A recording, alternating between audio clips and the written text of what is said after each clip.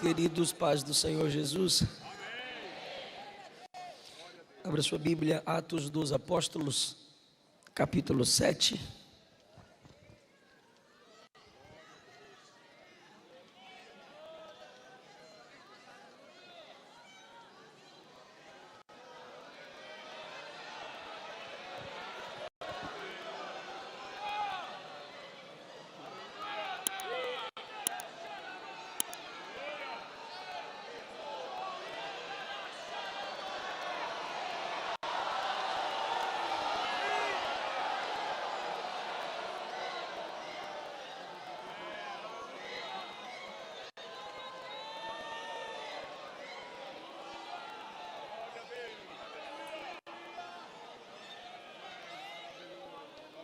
Glória a Jesus. A partir do versículo 55. Mas Estevão, cheio do Espírito Santo, olhou firmemente para o céu e viu a glória de Deus. E viu Jesus em pé no lugar de honra, à direita de Deus. E disse ele: olhem, vejo os céus abertos e o Filho do Homem em pé à direita de Deus. Eles taparam os ouvidos e aos gritos lançaram-se contra ele. Arrastaram-no para fora da cidade e começaram a apedrejá-lo. Seus acusadores tiraram os mantos e deixaram aos pés de um jovem chamado Saulo. Enquanto atiravam as pedras, Estevão orou: Senhor Jesus, recebe o meu espírito. Então caiu de joelhos e gritou: Senhor, não os culpes por este pecado. E com isso, adormeceu. Queridos, depois da pregação, eu tenho um tema disponível em livro, dos temas que trouxemos ontem. Princípios da liderança de Paulo. Eu acho que estarão disponíveis lá com o material do Mateus. Eu quero mais uma vez expressar a minha gratidão pela vida do pastor Jairo e todo o corpo de obreiros que aqui cooperam para o crescimento da obra do Senhor nesse lugar. Nesta manhã eu quero pregar a vocês baseado no texto do tema desta linda festa. Ontem falamos sobre a necessidade do avivamento equilibrado. E esse avivamento equilibrado vem através da oração. Esse avivamento equilibrado vem através do poder de Jesus disponível a uma igreja que ora. Hoje nós vamos basear a nossa mensagem na vida, pelo menos o que temos registrado, na vida, pregação e morte de um diácono cheio do Espírito Santo. Estevão surge numa igreja problemática, uma igreja cheia do Espírito em Atos 2. Essa igreja cheia do Espírito, avivada pelo Espírito, ainda tem problemas. Nós estamos num processo de santificação, não fomos glorificados ainda. Em qualquer igreja local, haverão problemas. O problema na igreja onde Estevão congregava começou por uma boa causa. Capítulo 6, versículo 1. O número de discípulos crescia. Surgiam murmúrios de descontentamento. Os judeus de fala grega se queixavam dos judeus de fala hebraica, dizendo que suas viúvas estavam sendo negligenciadas na distribuição diária de alimento. Ou seja, multiplicou a quantidade dos crentes, houveram problemas. Eles, no exercício do trabalho social, davam preferência aos judeus de fala hebraica, pois era a língua considerada original, mais antiga, e eles tinham uma facilidade de comunicação com quem falava hebraico. Depois do cativeiro, quando o povo foi espalhado no retorno, eles se misturaram com outras nações e assim as línguas também foram misturadas e formaram então o vocabulário grego. No dia de Pentecostes, muitas nações foram alcançadas pelo poder do Espírito. E estes que foram alcançados pelo poder do Espírito resolveram ficar ali em Jerusalém e circunvizinhanças. Esses que vieram de várias nações com a fala misturada e a fala grega e agora fazem parte da igreja de Estevão, tinham dificuldade de se comunicar com a língua hebraica. Já que os primeiros crentes eram judeus e dominavam a língua hebraica, eles davam preferência na alimentação e na comunicação aos crentes de fala hebraica. E assim os gregos que se converteram a partir do dia de Pentecostes sentiram que suas viúvas, ou seja, as mulheres que de fato eram necessitadas, estavam sendo negligenciadas. Esse é um problema. É um problema. Estava havendo acepção de pessoas para a ajuda social na igreja. O que aconteceu então? Os apóstolos discerniram o problema no versículo 2 e convocaram uma reunião com toda a igreja. Alguns comentaristas dizem que foi a ação mais democrática na história da igreja. A liderança convocou uma reunião com todos os discípulos, ou seja, toda a igreja. Essa igreja que cresce o número dela a cada capítulo. E os apóstolos estavam esperando uma decisão de mudança entre os irmãos. Porque agora, com o sacerdócio real, depois da morte e ressurreição de Cristo, cada crente tem uma função a cumprir para o benefício do reino.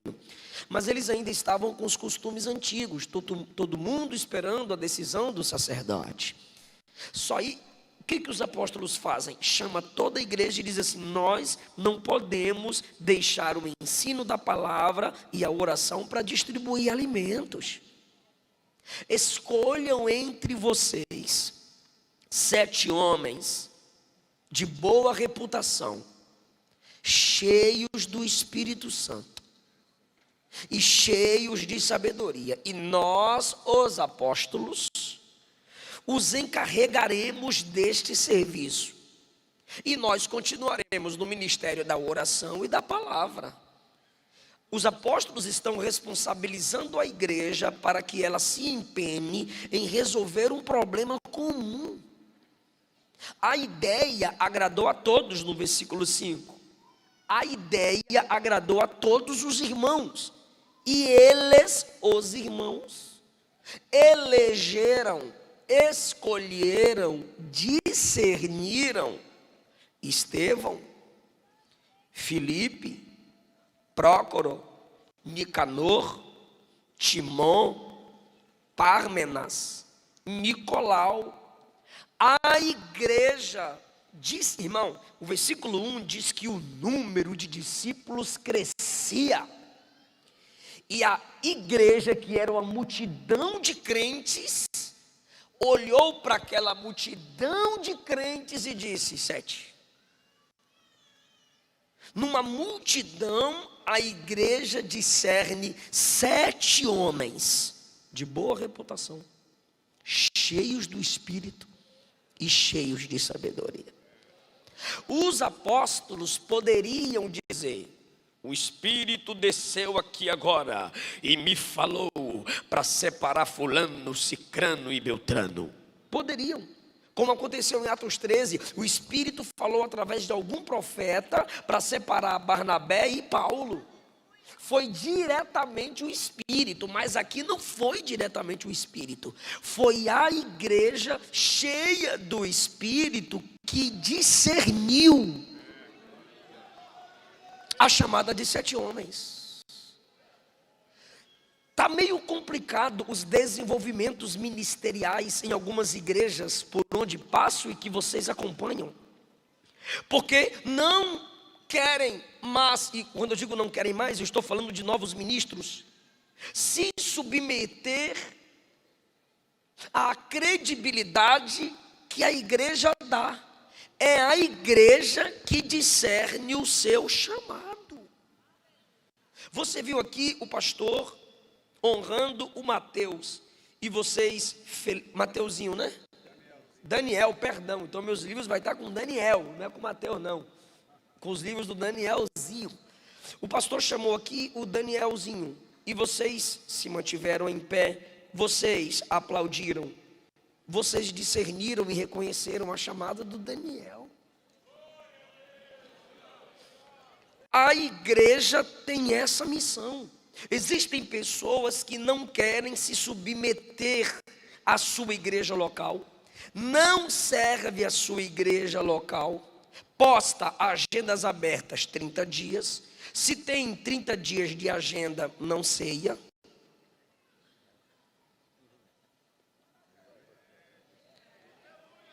Não serve a igreja local, não senta para aprender.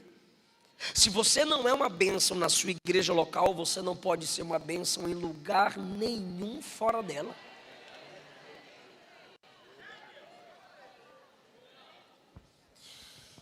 Aí quando eu digo isso, os neticrentes falam que nada, quem chama é Deus. Eu não disse que é a igreja que chama.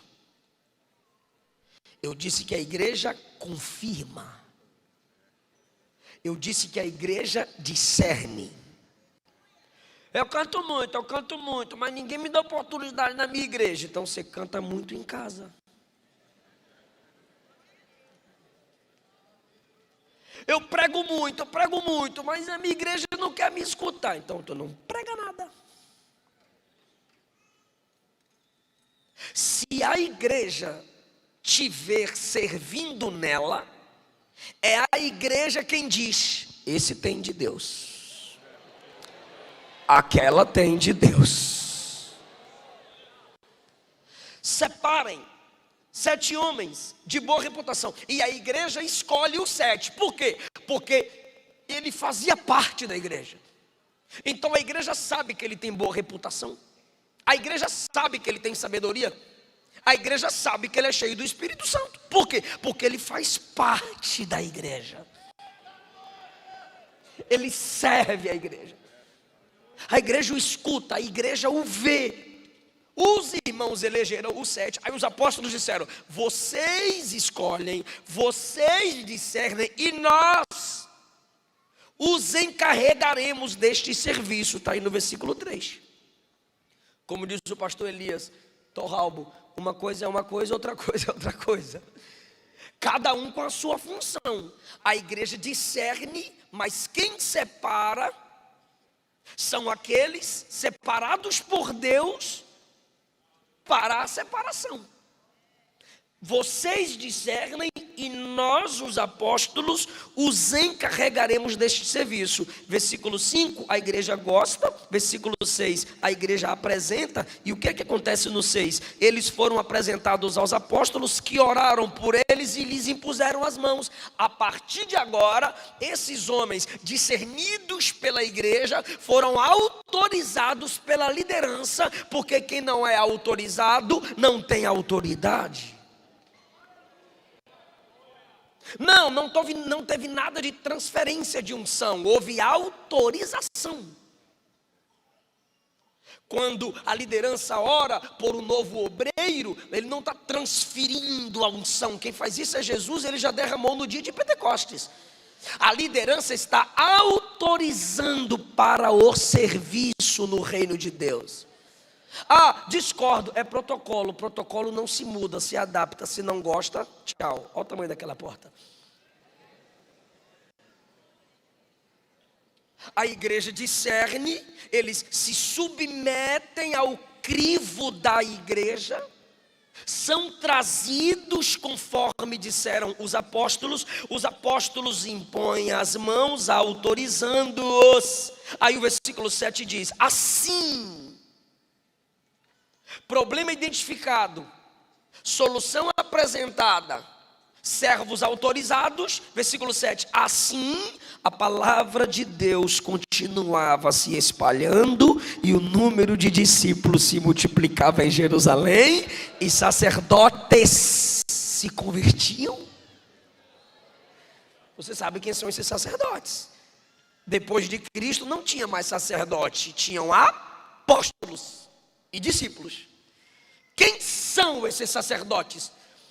O grupo, homens que fazia parte do grupo, da cúpula, que acusou e condenou Cristo à morte. Homens que caluniavam e denunciavam Pedro e João. Homens que eram inimigos da igreja por causa da tradição judaica. Só que agora nessa igreja que tem problema, discerne problema, apresenta a solução, e a solução são os crentes que fazem parte dela que tem problema. Há salvação de almas e os inimigos da igreja começam a se converter. O que está acontecendo? Nós precisamos voltar a Atos. Atos é uma igreja com problema. Quantas vezes a gente fala assim, eu tenho saudade da igreja primitiva. Em que sentido? Porque hoje tem muito problema nas igrejas. Volta lá para tu ver um pouquinho. Atos 1 com 1 Coríntios 15, Jesus apareceu a mais de 500. 10 dias de oração, só tem 120 crentes orando na igreja. Se ele apareceu ressuscitado a mais de 500, era para esses 500 estar buscando o poder do Espírito. 380 vazaram, 10 dias de oração. E tem igreja assim, hoje também. Marca acampamento, lota. Marca um show gospel, lota. Congresso com um cantor famoso, lota. 10 dias de oração, marca.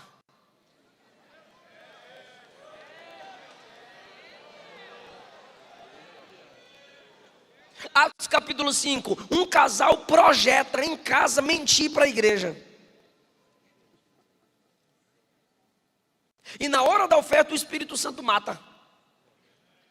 Pedro pergunta, por que vocês deixaram o diabo encher o coração de vocês para vocês mentirem ao Espírito Santo? Tentou falar, morreu. Quem matou? A pombinha, o consolador. Problema. Você chega no capítulo 6, tinha irmãs que não estavam tendo o que comer por causa da comunicação. Era só botar a mão na barriga, estou fome. Mas os crentes estavam dando prioridades aos seus grupinhos, facção na igreja, grupinho preferido.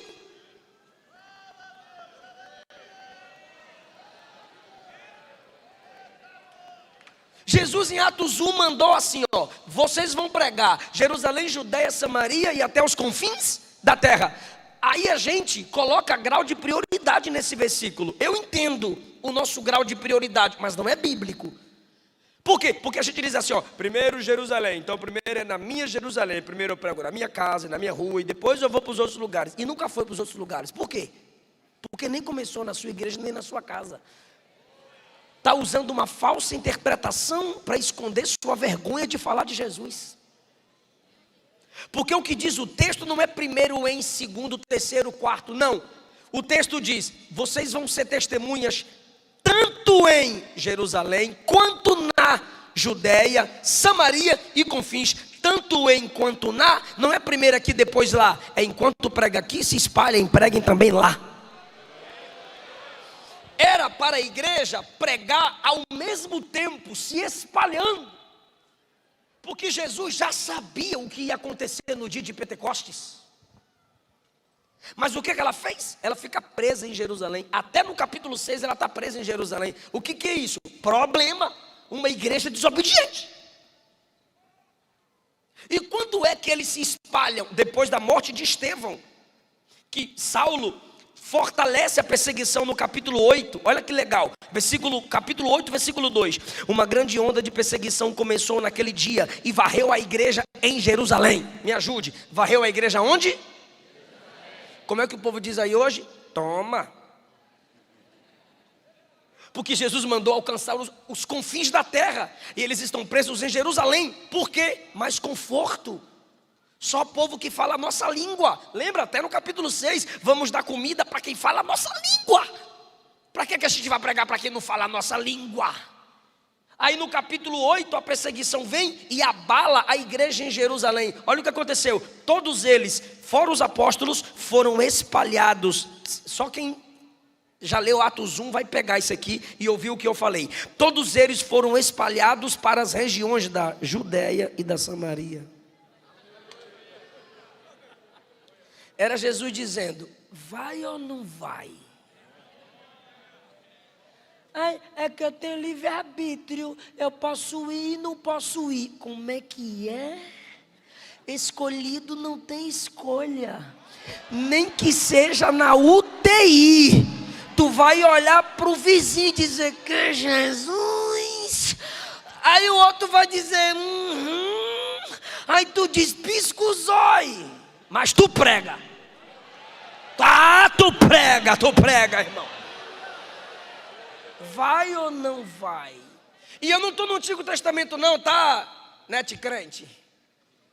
Eu estou no amor, na graça. Logo assim se espalham e começam a pregar.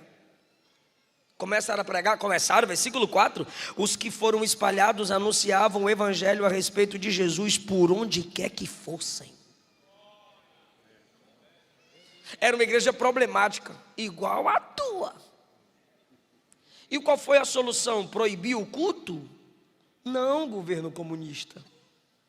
Qual foi a solução? Virar desigrejado? Não, Nutella. Qual foi a solução? Apresentar a solução. E quem apresentou a solução? Os membros da igreja problemática. Se você está na igreja, essa igreja está com problema no ventilador. Essa igreja está com problema no som. Essa igreja está com problema no sonoplasta. E tu é na língua.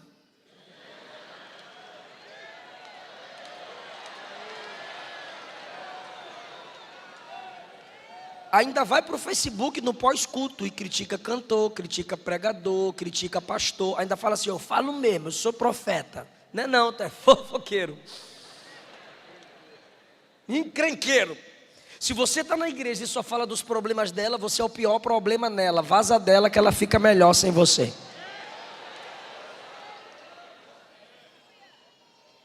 Tinha problema lá. O que os apóstolos disseram? Vocês arrumem a solução. Aí a igreja, chá com nós. A igreja escolhe 7 homens e o problema é solucionado. 7 homens de boa reputação, caráter, cheios do Espírito Santo, poder, e cheios de sabedoria, uso correto do conhecimento. Para quê? Ser pastor presidente? Não. Ser pregador do Congresso Geral? Não. Para quê? 7 homens com essas características. Dá comida para as viúvas que estão passando fome aí. Olhe o padrão para entregar comida às viúvas que servem a igreja de Deus, que fazem parte da igreja de Deus. Irmão, nós não podemos baixar o padrão. Um padrão estabelecido deve ser valorizado. Se você ler 1 Timóteo 3:8, 3:12, o mesmo padrão exigido a bispos, que são presbíteros e pastores, se exige dos diáconos. Quem é Estevão? Diácono. E o padrão estabelecido é, para ajudar a gente na distribuição de comida, primeiro, escolham entre vós, tem que fazer parte da igreja local. Segundo, de boa reputação, caráter. Terceiro, cheio do Espírito Santo. Gente que tem a carne dominada pela unção do Espírito. Gente que tem poder de Deus na vida. Quarto, cheio de sabedoria. Sabe usar o conhecimento que tem. Fala quando é necessário. Cala a boca e senta para aprender, para depois ficar em pé para ensinar. Cheio de sabedoria. Esse tipo de gente, os apóstolos disseram, está capaz, está capacitado para dar comida para as viúvas. Agora olha o versículo 8. Então eu disse aos irmãos que Estevão surgiu no meio de uma igreja problemática. E enquanto Jesus não volta, ele vai levantar muitos dentro de uma igreja problemática.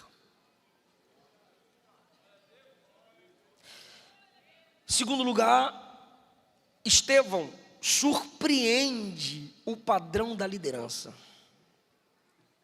Porque o padrão da liderança foi boa reputação, cheio do Espírito, cheio de sabedoria e que congregue com a gente, que faça parte da comunidade local. Está preparado para dar uma glória a Deus? Olha que coisa linda, versículo 8: Estevão era homem cheio da graça, cheio do poder, realizava milagres e fazia sinais. Ah, meu Deus! A liderança disse: só precisa de 3: boa reputação, cheio do Espírito e cheio de sabedoria. Aí o apóstolo, quando determina as 3, vem Estevão com 4 a mais. Porque quem ora é surpreendente.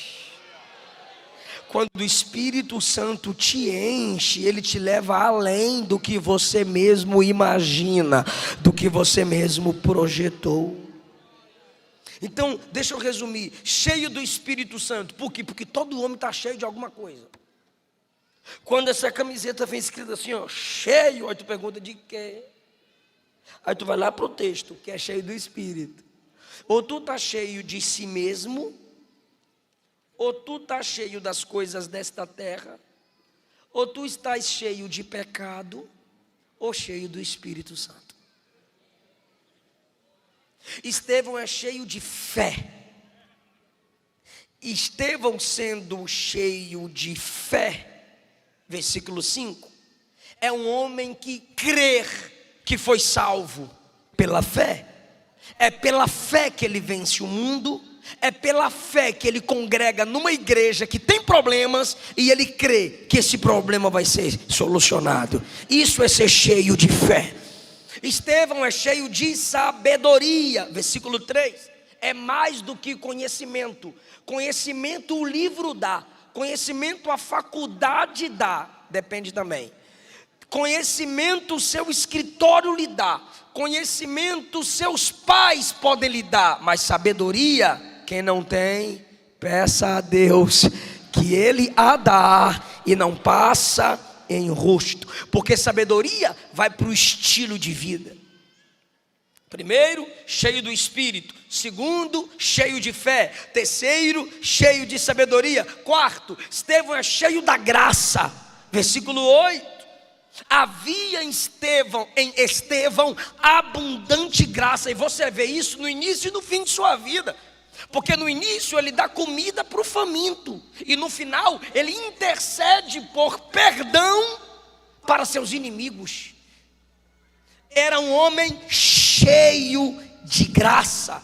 A sua vida ministrava a favor às pessoas. Suas orações eram de graça, cheias da graça, do favor imerecido. E suas mãos distribuíam a graça, o favor, para alimentar os famintos. Quinto lugar, Estevão era um homem cheio de poder, porque a Bíblia diz que ele realizava milagres e sinais entre o povo. Milagres eram poderes físicos visíveis nas pessoas, e os sinais era quando ele pregava uma mensagem ou fazia algo extraordinário. De algum modo ele apontava a visão dessas pessoas para Cristo. Por isso que alguns milagres na Bíblia são chamados de sinais, principalmente no ministério de Jesus. Por quê? Porque cada milagre que Jesus fazia era um sinal para ele mesmo, era um sinal para um tempo que virá sobre a terra. Um exemplo: quando Jesus curava um cego, quando Jesus levantava um paralítico, e quando Jesus perdoava um pecador, o texto chama aquilo de sinal.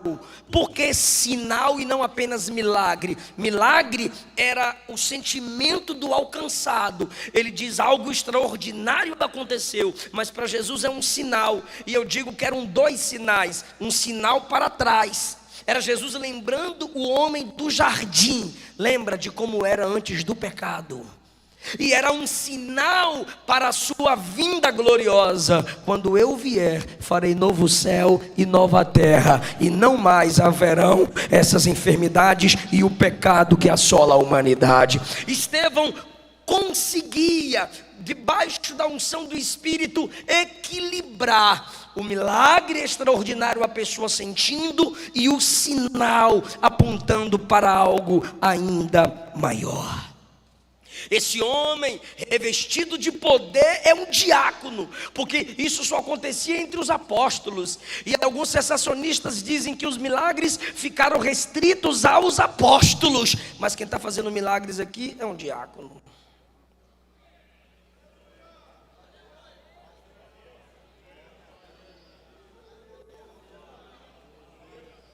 Ah, se você entendesse isso, irmão.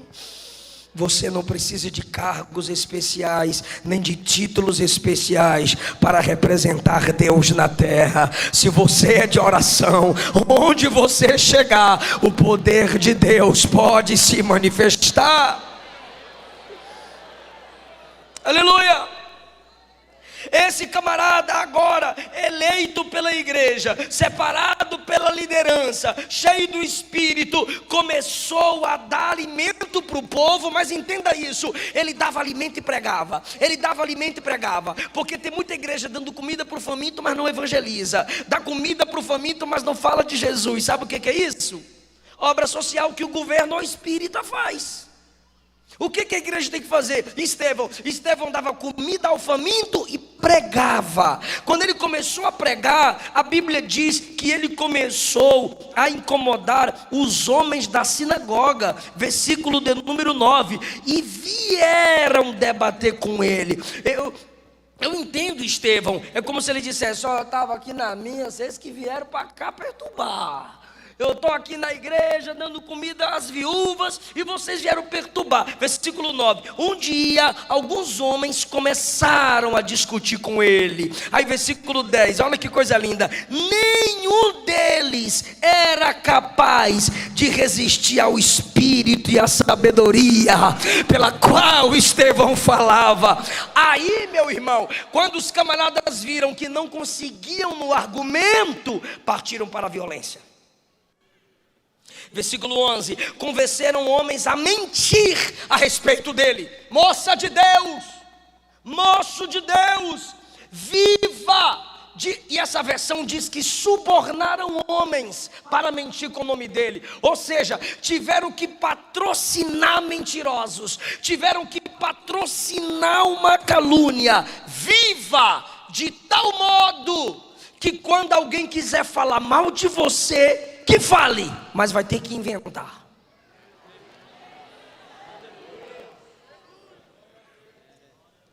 Vão ter que mentir. Por não conseguirem vencerem no debate teológico, por não conseguirem no argumento. Por quê? Porque Estevão pregava a Cristo, e eles pregavam tradição da lei, e Estevão, Bíblia para dentro. Agora o que eles fizeram? Vamos caluniá-lo. E começaram a subornar os homens para fazer o quê? Porque a maioria do poder estava na mão da tradição judaica, estava na mão do sinédrio, que havia condenado Jesus à morte. Aí disseram assim: ó, a gente paga e vocês dizem que ele blasfemou contra Moisés, até contra Deus. Dizem que ele é blasfemo. E aí o povo, a maioria judeus da tradição judaica, foram agitados, os líderes religiosos e os mestres da lei. Estevão foi preso e levado ao conselho dos líderes do povo. Olha Estevão passando pelo que Jesus passou. Pagaram pessoas para gritarem: solta Barrabás e crucifica Jesus. Depois pagaram soldados para mentirem, dizendo que Jesus não havia sido ressuscitado. Primeiro, Estevão agora preso, igual Jesus foi preso, tendo uma calúnia financiada pelos inimigos que não suportaram o argumento teológico. E agora disseram assim: ele fala contra o templo. Igualzinha a acusação contra Jesus, porque Jesus disse: desfaçam esse templo e 3 dias depois ele será restituído. Do que Jesus estava dizendo? Do seu corpo. Mas eles disseram, ele falou foi contra um templo. e contra a lei de Moisés. Jesus mesmo disse que ele não veio abolir a lei, mas ele veio cumprir, porque Jesus cumpriu. A gente só depende da graça e não da lei para ser salvo.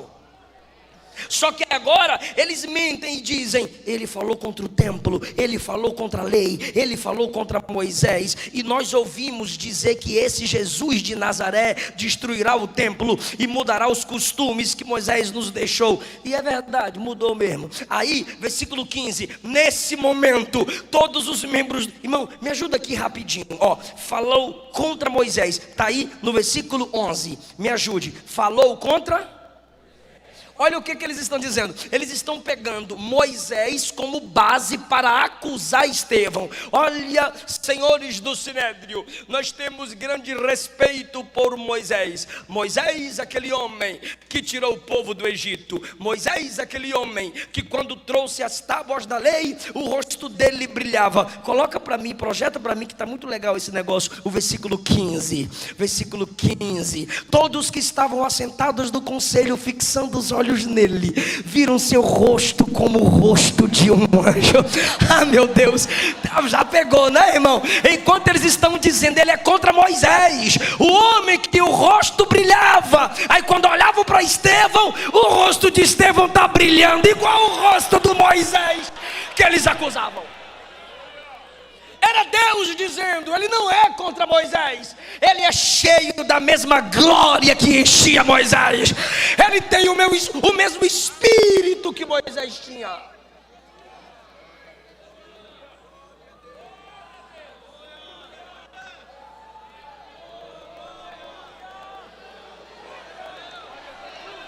Aleluia!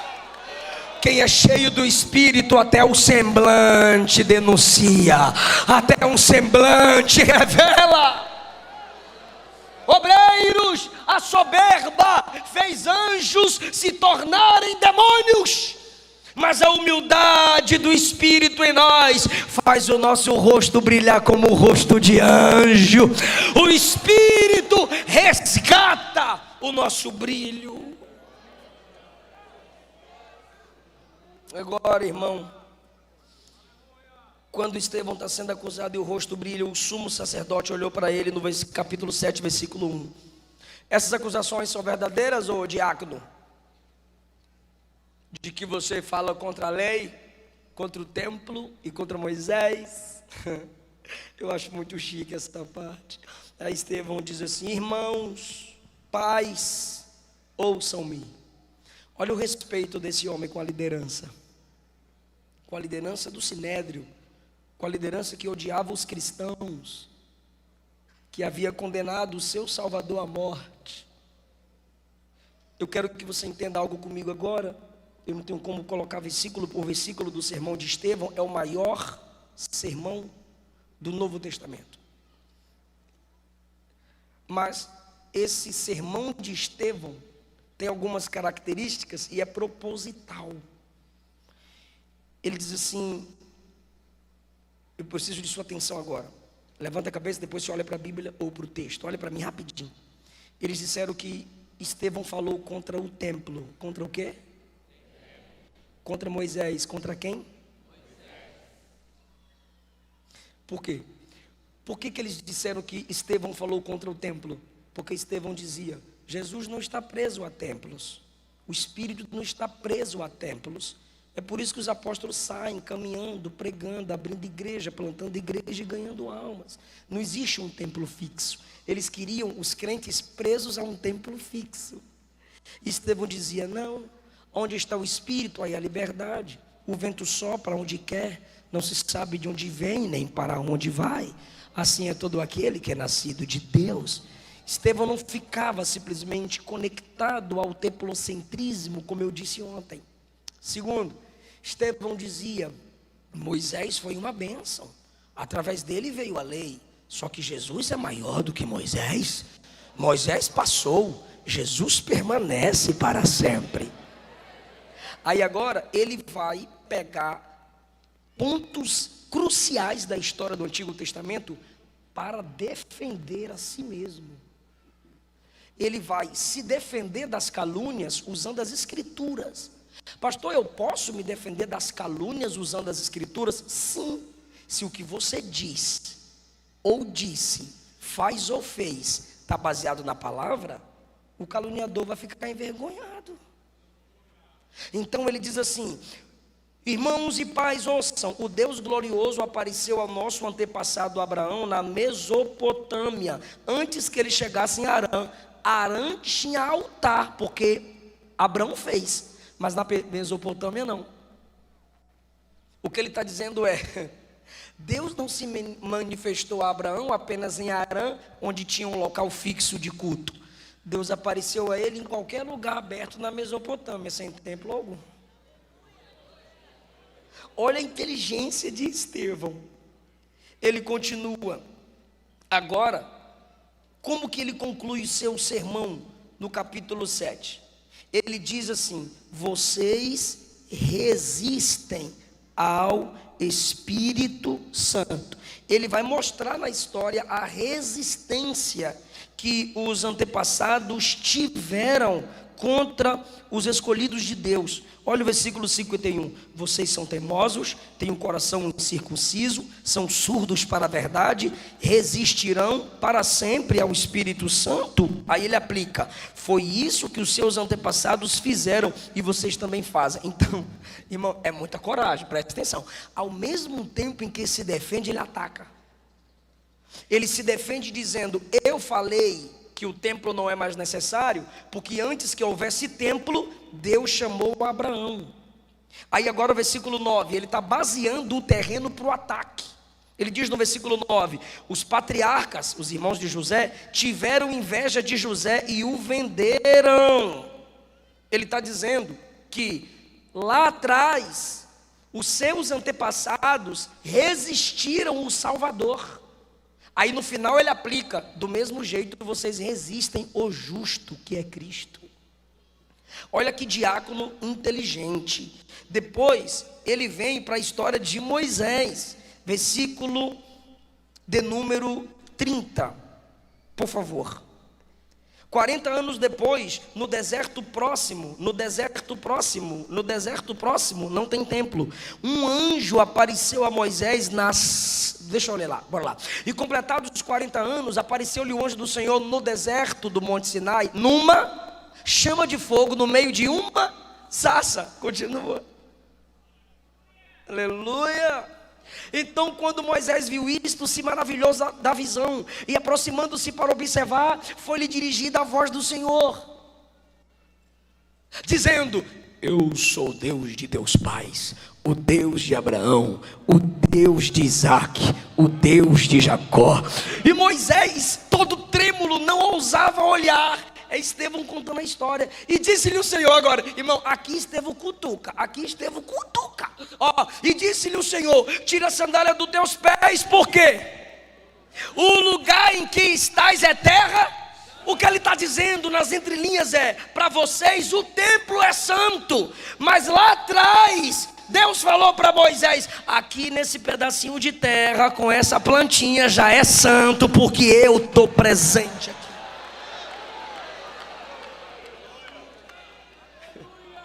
Estevão está usando a própria Bíblia que eles usam para argumentar contra eles, de que o centro do evangelho não é o templo, é Jesus.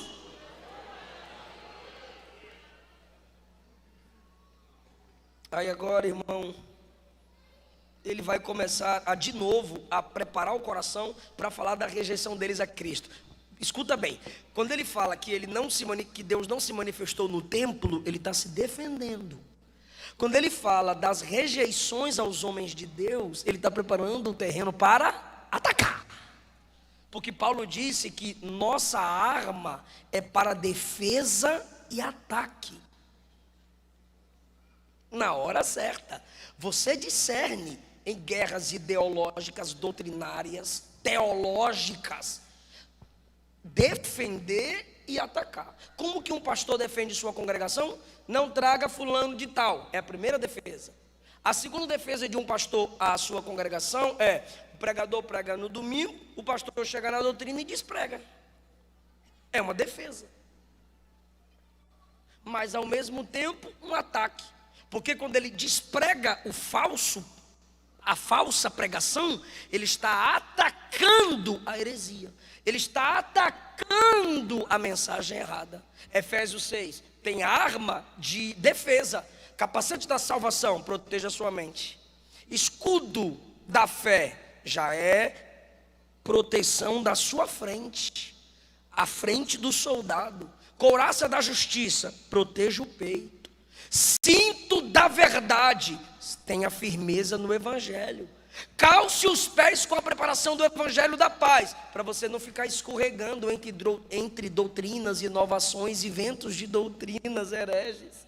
Só que ele conclui: espada do Espírito. Então Estevão prepara o terreno agora. Olha o que ele diz no 39. Por favor, 38. Bora lendo, igreja. Eu vou lendo e vocês vão acompanhando. Este é o que esteve entre a congregação. Este aqui é Moisés. Olha ele mostrando que ele gosta de Moisés, que é de Moisés que ele mais fala. Este é o que esteve, ele gosta tanto de Moisés que o rosto brilhou igual Moisés. Este é o que esteve entre a congregação no deserto, com o anjo que lhe falava no monte Sinai, e com nossos pais, o qual recebeu as palavras de vida para nos entregar. Ele está falando da lei. Lembra que eles disseram que Estevão blasfemou contra a lei? Sim ou não? Mas Estevão acabou de dizer que a lei era a palavra de vida, ao qual nossos pais, agora ele está dizendo, nossos pais não quiseram obedecer a Moisés, antes o rejeitaram. Presta atenção nisso, por favor. Antes o rejeitaram, e em seu se tornaram Foi fácil tirar o povo do Egito, difícil foi tirar o Egito do povo. Está lá, ó, porque Estevão disse que no coração deles, eles estavam no Egito ainda, fisicamente no deserto, fisicamente diante do tabernáculo, mas de coração no Egito. Agora, quando foi que eles rejeitaram Moisés? Eu não sei se você já percebeu isso. Quando foi que eles rejeitaram Moisés? Quando eles falaram assim para Arão, ó, faça deuses que vão adiante de nós, porque a esse Moisés que nos tirou da terra do Egito, não sabemos o que lhe aconteceu. O bezerro de ouro não foi rejeição a Deus. O bezerro de ouro foi rejeição a Moisés.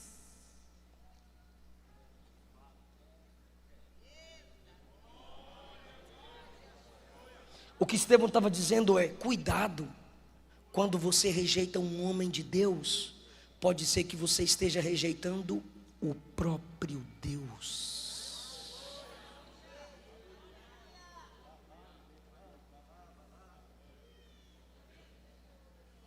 Ele está preparando o terreno para dizer: vocês estão aí me acusando por rejeição a Moisés?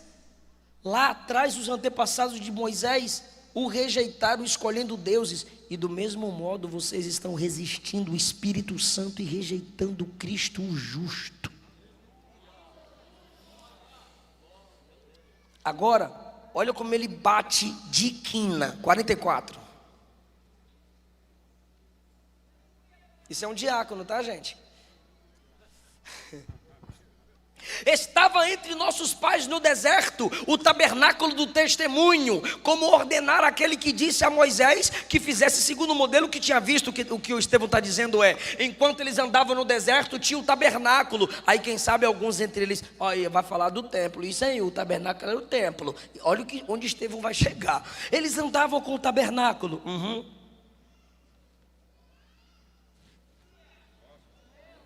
O qual nossos pais, recebendo, o levaram com Josué, quando entraram na posse das nações, que Deus lançou para fora da presença de nossos pais, até os dias de Davi. Ele está dizendo: o tabernáculo que Moisés montou, todo mundo desmontava e carregava, e estabelecia em algum lugar de culto, até o tempo de Davi, que achou graça diante de Deus e pediu que pudesse achar tabernáculo para o Deus de Jacó. Na linguagem, nessa tradução aqui, achar tabernáculo é fazer uma nova tenda, porque Davi fez uma nova tenda para o Deus de Jacó. Continue, olha onde ele vai chegar. E Salomão lhe edificou casa. Olha o que ele está dizendo. Começamos com Moisés no deserto, depois Moisés faz o tabernáculo, depois Davi faz a tenda, mas Salomão fez o templo. Templo, Salomão fez o templo. Aí ele bate: mas o Altíssimo não habita em templos feitos por mãos de homens. Oh, irmão, levanta a mão e diga: me dá sabedoria, Jesus. Por quê? Porque disseram que ele tinha falado contra o templo. Então ele traz todo o Antigo Testamento usando o templo para mostrar: sim, o templo é bom, que é nossa identidade. O templo é bom para nossa liberdade. Imagina o Tocha lá na rua.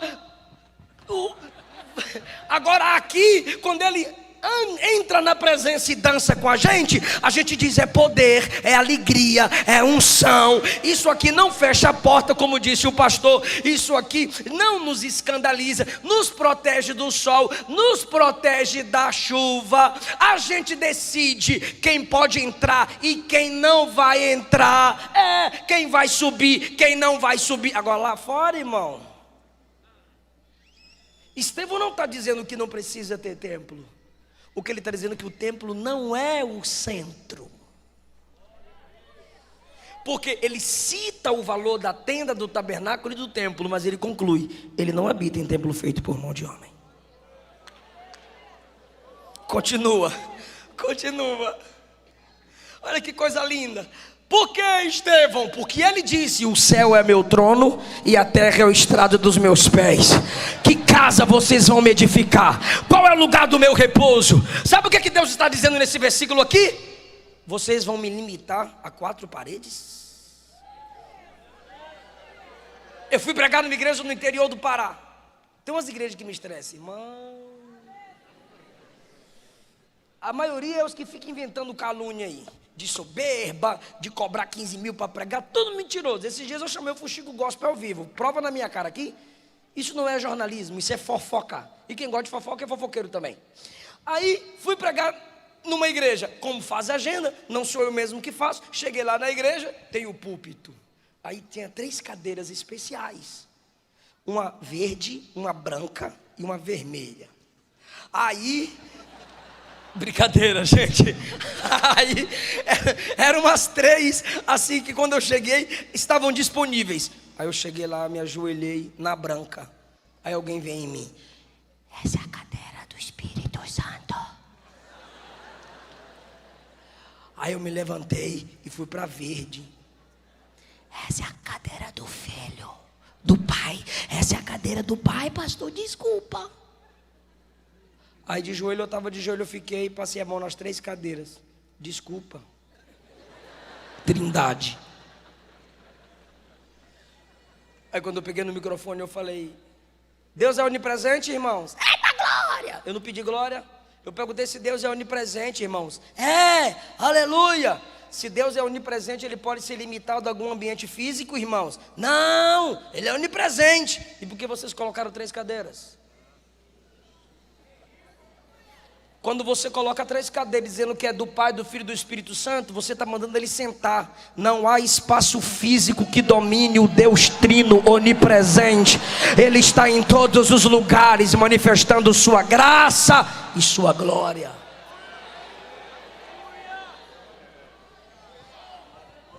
Ele não habita em templo feito por mãos humanas, como diz o profeta: o céu é meu trono, a terra é o suporte de meus pés. Vocês vão construir uma casa que me caiba? Qual é o lugar de descanso para mim? Versículo 50: não foram minhas mãos que criaram o céu e a terra, não há espaço que me limite, que me caiba. Quando Estevão acaba de falar isso, ele bate, versículo 51.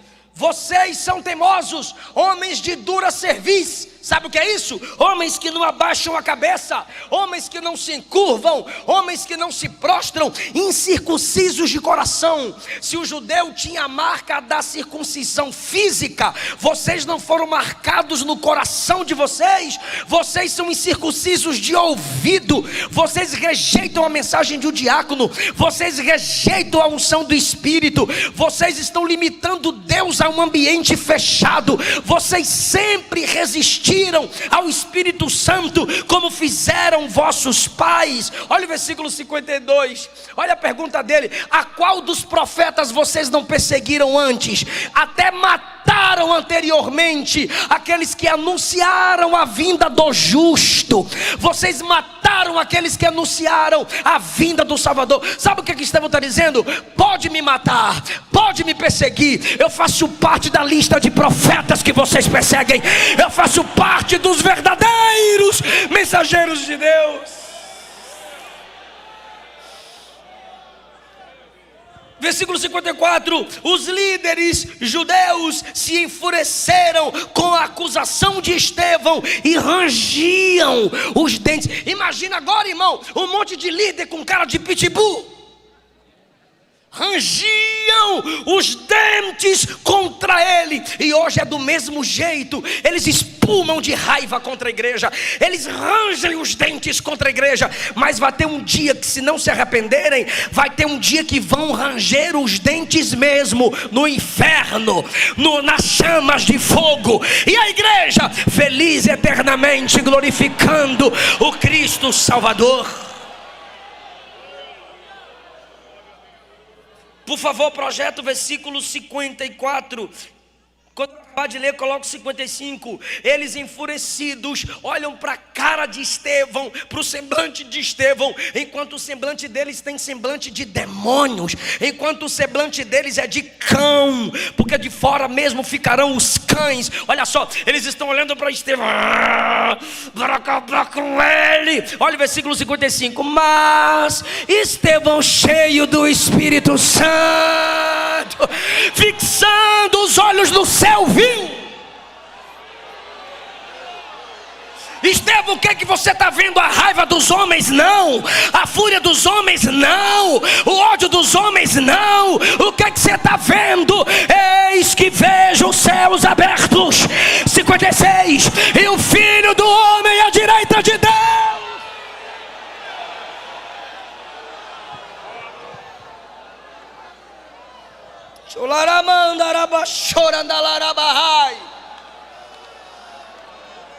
Ah, irmão, se prepara para dar um glória lindo. Isaías 6, Isaías viu o Senhor sentado. Em Mateus 5, os discípulos viram Jesus sentado. Atos 2, Pedro disse que Jesus está assentado. O escritor aos Hebreus disse que ele está assentado à destra do Pai para interceder por nós. Mas quando Estevão olha para cima, Jesus fica em pé, como quem diz: eles te rejeitam na terra, eu te recebo aqui em cima. Eu vou te receber, Estevão.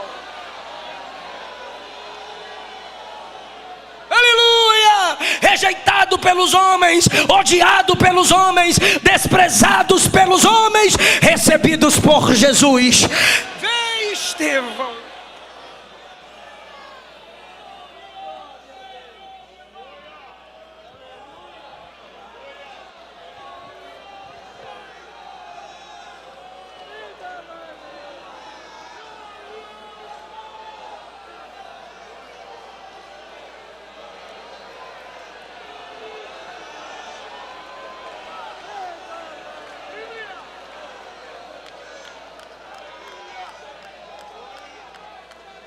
Pastores, permita-me, eu queria falar algo com toda a igreja agora. Toda a igreja, por favor, galeria e nave. Diga, por favor, Êxodo 19. Não acelera esse negócio. Êxodo 19. O céu se abriu para Moisés. Isaías 6. O céu se abriu para Isaías. Ezequiel 1. O céu se abriu para Ezequiel. Mateus 3, o céu se abriu para Jesus. Atos 10, o céu se abriu para Pedro. Atos 7, o céu se abriu para Estevão. Mas no dia do arrebatamento,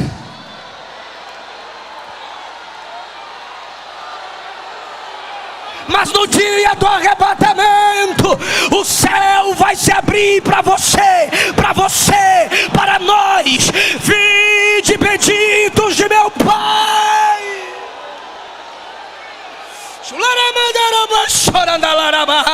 Alguém ainda tem essa esperança, alguém ainda tem essa sede, alguém ainda crê que Ele vem.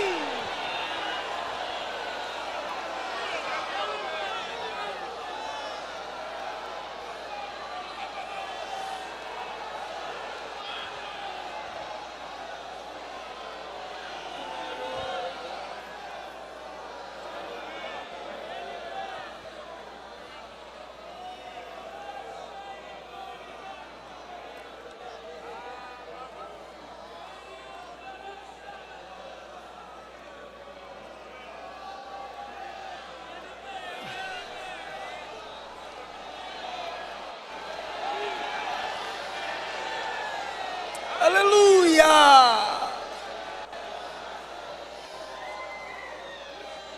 Aleluia!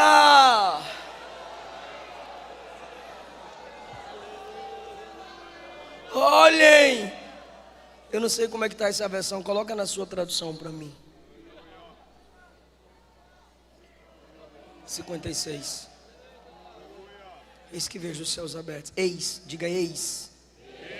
Cada vez que você vê essa palavra eis na Bíblia, cada vez que você vir essa palavra eis, olhem, vejam. Lembra de João? Eis o Cordeiro de Deus. É uma apresentação. Ele está chamando a atenção. Quando ele grita nessa versão aqui, eis que vejo, ele está chamando os homens para a mesma experiência. Ele é tão simples. Ele é tão simples e ninguém é cheio como ele. Ninguém tem as mesmas experiências que ele. Mas ele diz no versículo 56, vejam, olhem, larguem as mágoas, olhem, parem de ódio, olha, veja o que eu estou vendo. Erga os olhos, não é só para mim, então vejam, é para todo mundo. Só que lá no céu Jesus diz, não é para todo mundo não, é só para tu. Mas o que importa é o desejo dele de que outros vejam.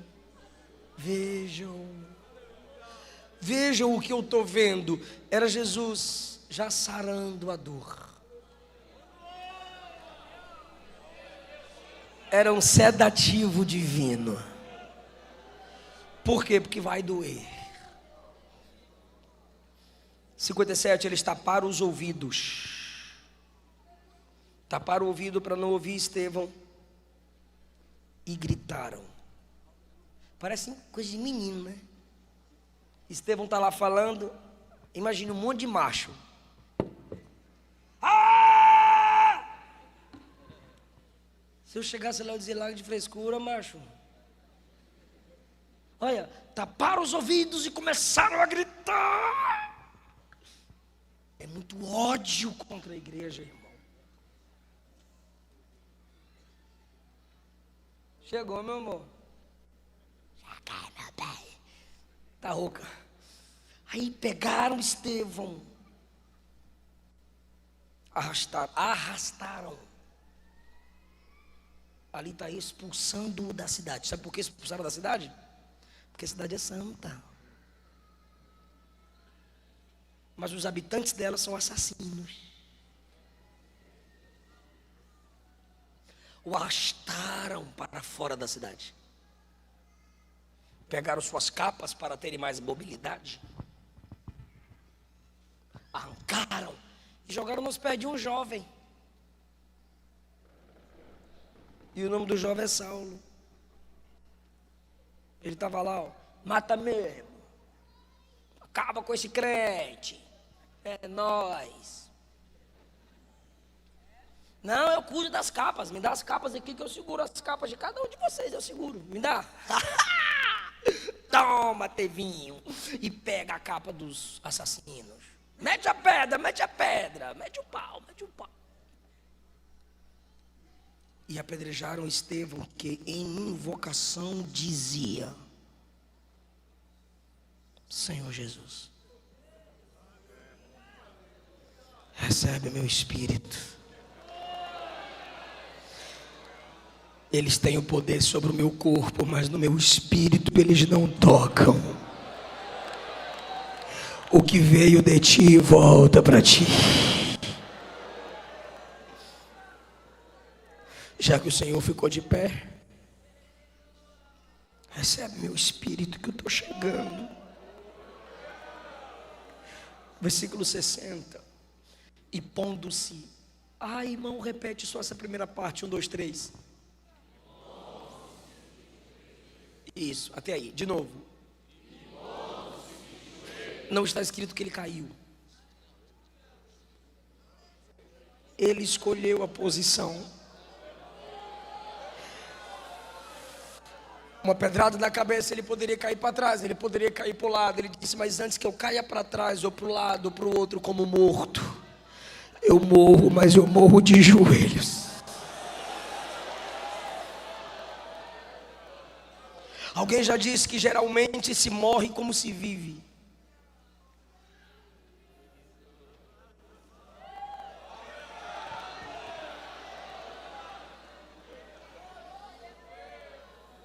Que você morra se for para morrer como se vive.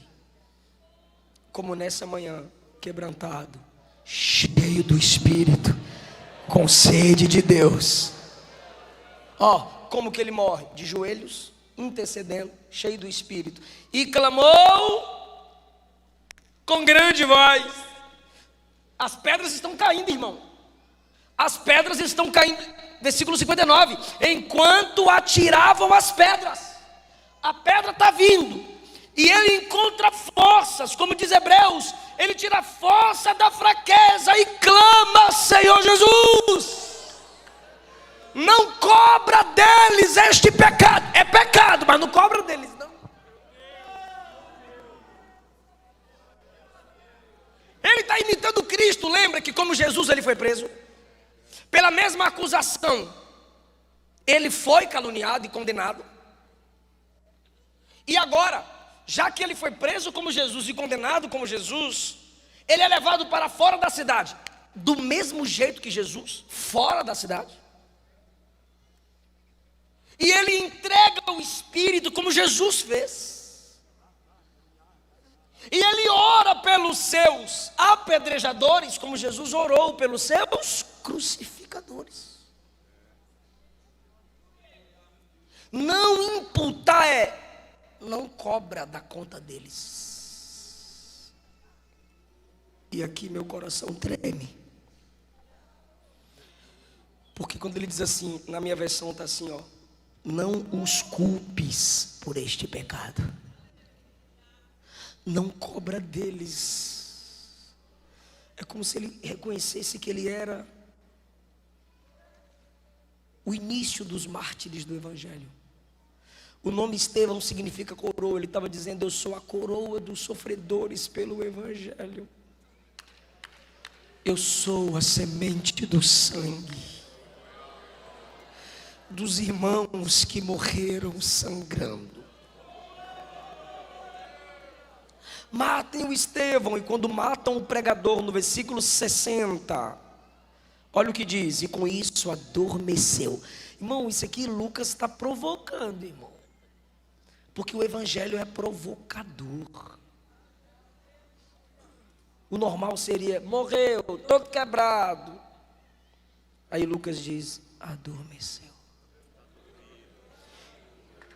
Um dia ele vai despertar. Não tem nada de sono da alma não, estou falando do corpo. O corpo vai despertar. Por quê? Porque vai ouvir um som lá de cima. O espírito dele vem com Jesus. E no soar da trombeta, o corpo começa a se mover. E na ordem do arrebatamento, o corpo sobe, o espírito desce e se une. 1 Tessalonicenses 4, 16 e 17, o mesmo Senhor Jesus descerá no céu com alarido, voz de arcanjo e com trombeta de Deus. E os que morreram em Cristo Estevão ressuscitarão primeiro. E depois nós, os que estivermos vivos, subiremos juntamente com eles para encontrarmos com o Senhor nos ares.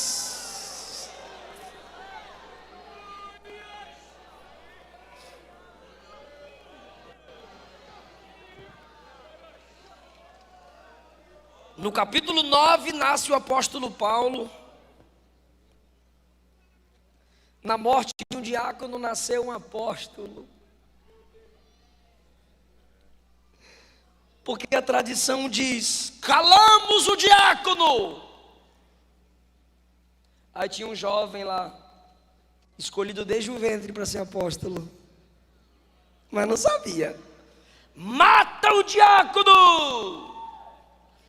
Aí o Espírito Santo fala dentro de Estevão: ora aí, senão eu mato esse jovem logo, ora aí. Igual matei Anani e Safira. Aí Estevão diz: perdoa ele.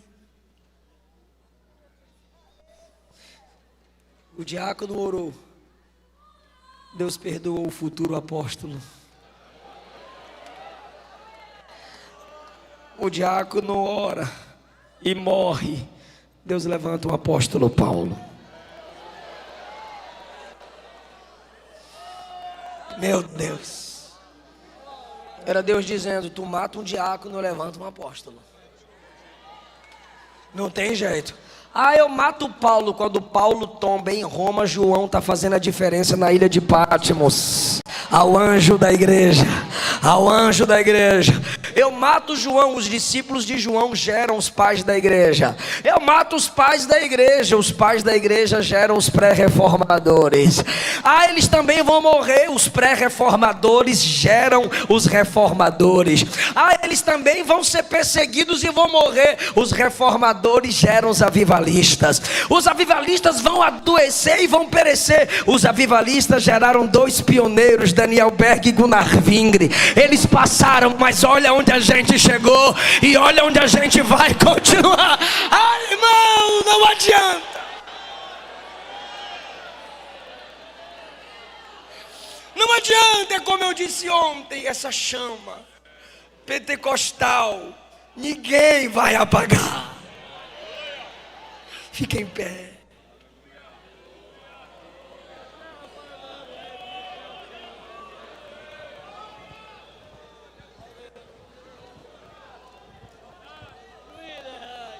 Uma jovem cristã do século II, enquanto era assassinada por não negar o nome de Jesus, a perpétua, ela olhou e disse: se vocês me deixarem viver, eu continuarei pregando e vencerei vocês. E se vocês me matarem, eu vou vencer vocês ainda mais. Porque outros jovens vão se inspirar com a minha história. E aí eu te pergunto: tu vai largar Jesus porque esse namoro não deu certo? Só porque ele te largou, ela te largou, tu vai largar Jesus? Tu vai largar Jesus porque não vendeu bem no mês? Porque te caluniaram e desprezaram o seu ministério? Tu vai desviar porque não citaram o seu nome, não te aplaudiram? A cada 5 minutos morre um crente no mundo por não negar o nome de Jesus. A cada 5 minutos morre um crente no mundo por não negar o nome de Jesus.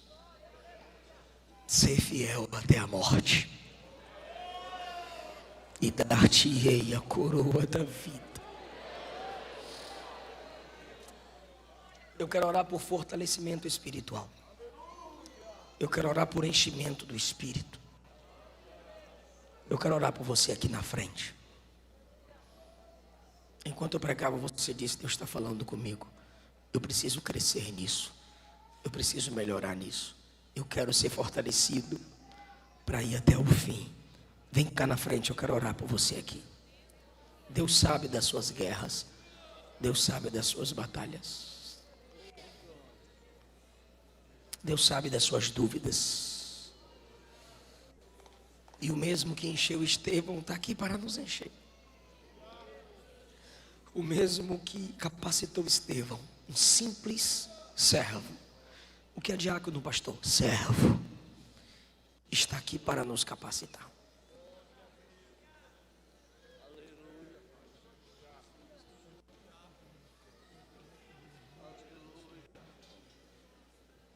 Pode vir, irmão. Você não pode desistir de Jesus. Por amor à sua vida, por amor à sua família, você não vai abrir mão de seu ministério. Por amor à sua alma, por amor a Cristo, você não vai abrir mão da sua chamada. Sua família precisa de você com Jesus. Seu futuro precisa de você com Jesus.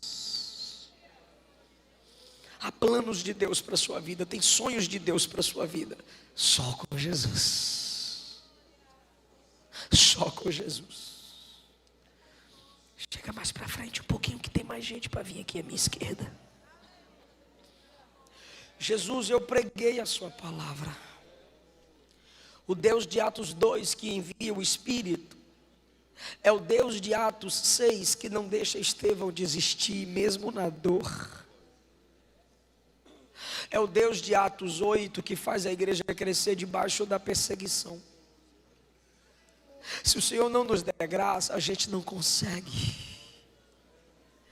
Há muitos aqui que a dor está no corpo. Há outros aqui que a dor está na alma. Deus que sarou Estevão antes mesmo das pedradas, sara minha irmã, sara o meu irmão, abraça-nos. Somos apenas crianças dependentes. Somos apenas crianças crescendo no seu reino. Toma-nos pela nossa mão. Fixa nossos olhos em Ti. Apaga da memória o que disseram. Arranca do coração dele e dela aquela palavra maldita e enche-o da sabedoria da palavra. E enche-o da sabedoria da palavra. Podem cantar a canção que foi pedida, porque tem gente aqui pedindo para ser usado por Deus. Enche-os da sabedoria da palavra. Senhor, ilumina a mente desse homem para as escrituras. Desperta a mente dessa mulher para as escrituras. Estevão era cheio de fé, cheio de graça, cheio de sabedoria, cheio do Espírito e cheio da palavra. Ah, Jesus, que nossas palavras e pensamentos reflitam o Evangelho de Cristo. Chora, minha irmã. Chora, meu irmão. Pede, filho. Pede, filha. Deus está vendo o desejo da sua alma. Tem muita gente para você ganhar. Tem muita gente para você levantar. Tem muita gente para você fortalecer. Tem muita gente para você liberar perdão. Pede que Ele está te dando graça. Intercede por quem te feriu. Foi Jesus que disse: ore por seus inimigos. Ore e bendiga quem te maldiz. Você tem 3 opções: orar por eles, abençoá-los e não amaldiçoar. Mesmo que não haja comunhão, libere a paz. Mesmo que não haja comunhão, diga: Jesus, liberta-os. Jesus, perdoa-os. Pode ser pai, pode ser mãe, pode ser ex, pode ser quem for, o pastor, o líder, a amiga, o amigo. Jesus perdoa, Jesus liberta. Jesus não é para amaldiçoar, Jesus não é para cobrar, é para libertar, é para perdoar. Deixa a vingança com Jesus. Paulo disse, Romanos: a vingança não pertence a nós, pertence a Ele. Ele disse à sua igreja: os falsos virão, se prostrarão e reconhecerão que eu te amei. Mas ore por eles você, abençoe-os, porque o Deus de Estevão é o seu Deus. Quebranta o meu coração,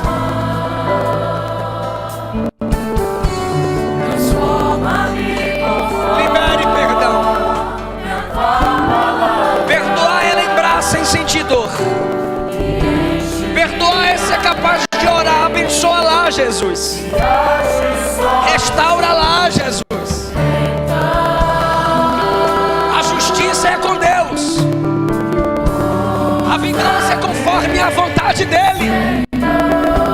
Sua missão é perdoa, Jesus. Então cante. Como um farol que brilha à noite, como monte sobre as águas, como abrigo do deserto, flecha que acerta ao véu. Quero ser usado da maneira que te agrade, em qualquer hora e em qualquer lugar. Eis aqui a minha vida, usa-me, Senhor, usa-me, Senhor, que me conhece. Canta, igreja, olha a letra aí, ó. Quebranta o meu coração, transforma-me conforme a tua palavra e enche-me até em mim, serás só a ti.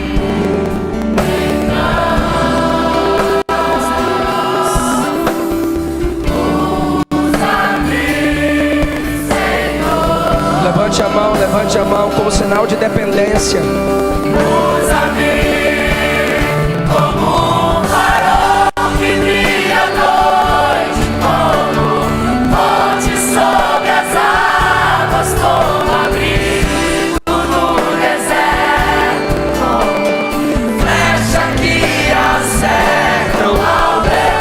Quero ser usado da maneira que te agrade, em qualquer hora e em qualquer lugar.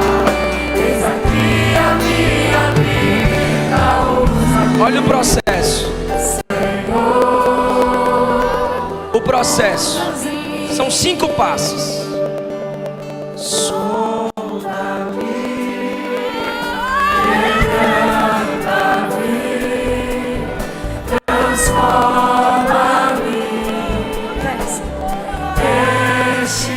Por último, pede de novo, pede, sonda, me lava por dentro, me quebranta, me humilha, me transforma, molda e muda-me, me enche com teu espírito e depois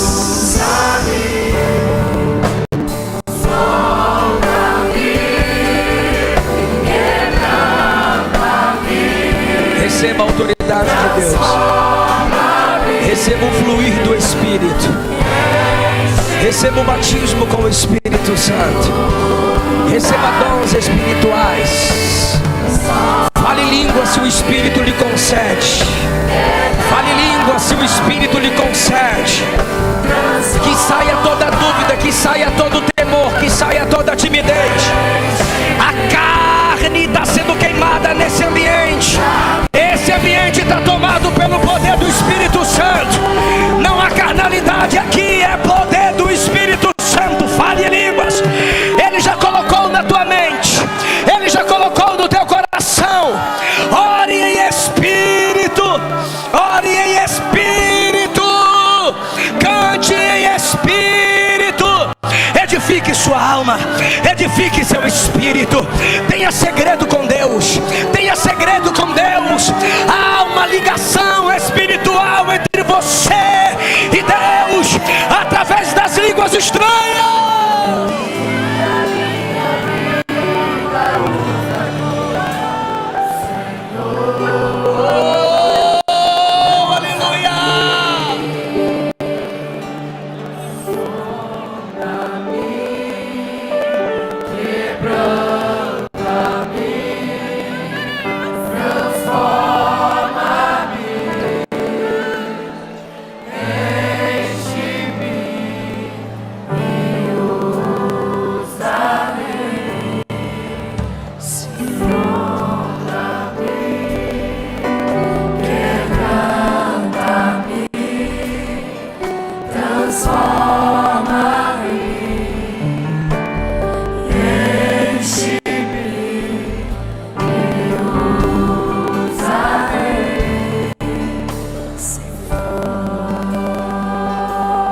Aleluia.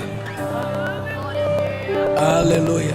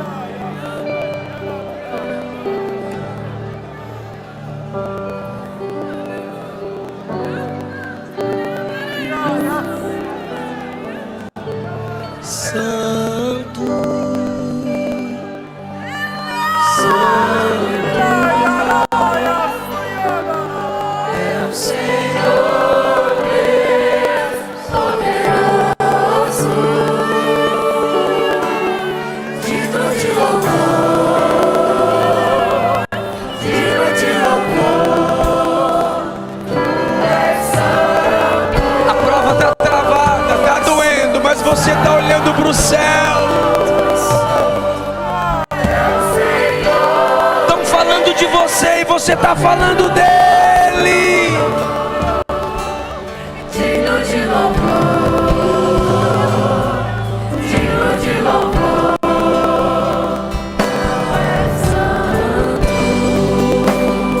Onde está você que se afastou do Evangelho? Você que se afastou do Evangelho, eu quero orar por você. Os irmãos não vão se sentar. Só chega para trás um pouquinho. Só quem está aqui na frente, chega para trás só um pouquinho. Eu quero orar por você que se afastou do Evangelho. Eu quero orar por você que não é evangélico.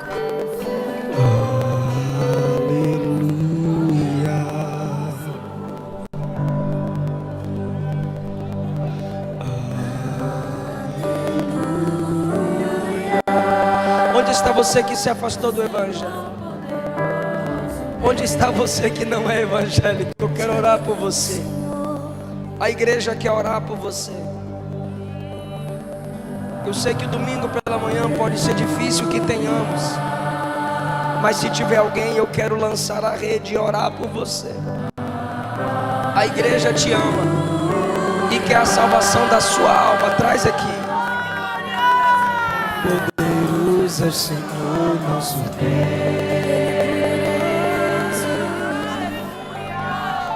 Canta aleluia, irmão.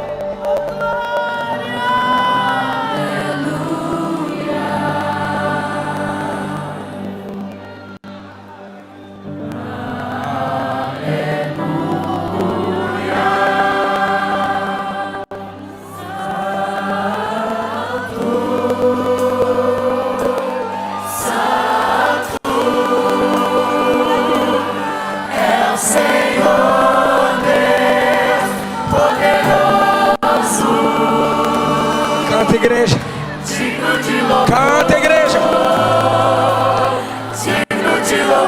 A igreja canta e Jesus quebra cadeias. Olha aí, Jesus já está trazendo, Jesus está restaurando, Jesus está restaurando ministérios. Está doendo, mas sua chamada está de pé. Digno de louvor. Difícil, mas a chamada está de pé.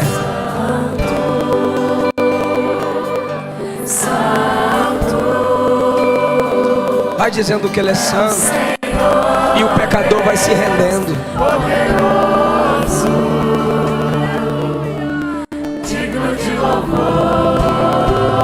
Você criança, você adolescente, que vem à igreja porque seus pais vêm. Você nasceu na igreja, mas você nunca confessou Jesus como seu único Senhor e Salvador. Quando eu completei 5 anos de idade, os meus pais me pregaram o Evangelho, me ensinaram o valor da confissão. Há filhos de crentes que até hoje nunca confessaram Jesus. Se você se lembrar, meu filho, minha filha, que você nunca confessou Jesus com os seus lábios, como diz Romanos 10, crendo com o coração e confessando com a boca que o Cristo ressuscitado dentre os mortos é o Senhor, será salvo. Se você ainda não confessou, venha confessar com a gente agora. Venha quebrar uma barreira no mundo espiritual. Venha selar esse compromisso no mundo espiritual. Quem nega o filho não tem o pai, mas aquele que confessa o Filho de Deus, esse tem o pai. Jesus disse em Mateus 10, quem o confessa diante dos homens, seu nome é confessado diante dos anjos e diante do Pai. Venha filha, venha filho, a gente ora por você. Olha o tanto de vidas aqui de joelhos, irmãos.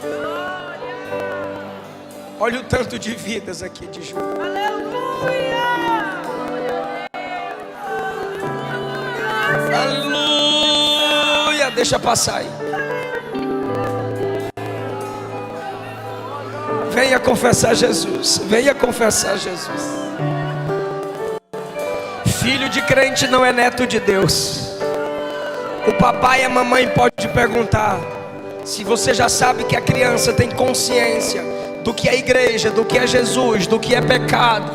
Pode trazer, vamos filho, vamos confessar Jesus como seu único Senhor e Salvador. Os pais estão trazendo, as mães estão trazendo, o irmão está trazendo o outro irmão, o amigo está trazendo a amiga, a moça está vindo, o adolescente está vindo. Ai, irmão, aleluia! Há um trabalhar de Deus no nosso caráter nessa manhã. Eu sei que você gosta das canções, você gosta da história bíblica, você gosta do pastor, você gosta do ambiente, mas quando você confessa Jesus, você está firmando aliança, porque o Espírito está te conduzindo.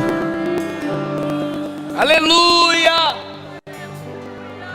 Aleluia! Você sente a verdade do que eu estou lhe dizendo. Você sente a necessidade do que eu estou lhe dizendo. Estenda as mãos para cá, igreja, vamos orar por eles.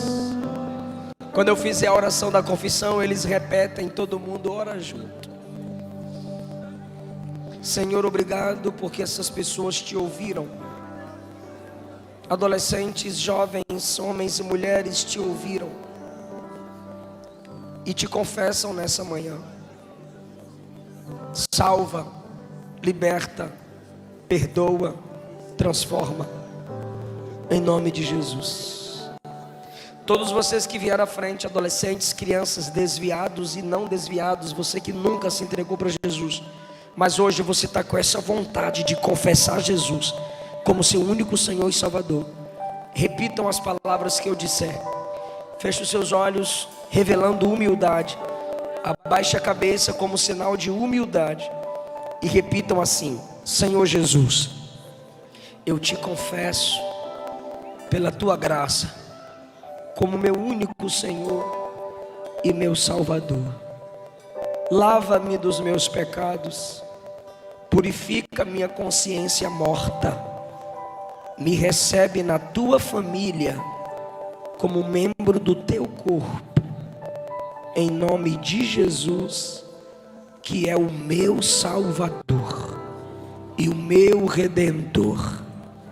Diga, em nome do Deus Pai, Deus Filho e o Deus Espírito Santo, a Trindade Santa, eu recebo salvação, vida eterna. Quem pode dar glória a Deus? Glória ao seu nome. Conduza essas pessoas, queridos. Anota os nomes dessas pessoas. Cuida deles, igreja. Eu agradeço essa linda oportunidade. Por favor, sigam aqui à esquerda.